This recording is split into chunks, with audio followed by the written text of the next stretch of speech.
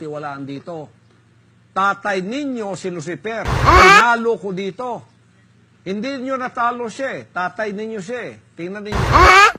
Hawak-hawak niya, mga liig ninyo. Debate-debate.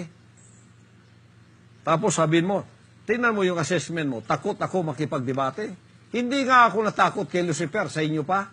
Pero bakit hindi ko kayo didebatihin? Bola lang yan. Bakit ko kayo didebatihin? Ako na nga yung katotohanan. Ako ang daan at ang buhay. Pag di kayo dumaan sa akin, hindi kayo pupunta sa langit. I am the law. I am the way. Lahat kayo, dadaan kayo sa akin para makapunta ng langit. Anong didebate ko sa inyo? Ha? Paano niyo ako didebatihin yan? I am the way.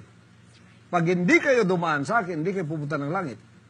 Kahit anong gawin sa langit niyo, at pisaw dyan.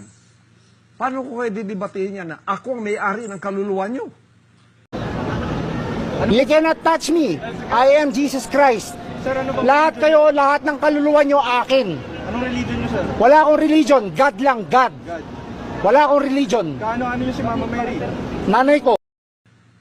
Ako may-ari ng sanlibutan ngayon. Magdidebate ako sa inyong mga hunghang kayo. Sino kayo? Galing ha? Kayo ang sumuko sa akin sapagkat panalo na ako sa tatay ninyo, si Lucifer, na siyang may-ari ng mga kaluluwa ninyo. Kaya, pumunta kayo sa akin, sumuko, sumurender. Hoy, balagtok! Sumuko ka na! Napapaligiran na namin! Sundin ninyo ang lahat ng sinasabi ko sa pamamagitan ng mga salita ng aking Ama. Kung hindi,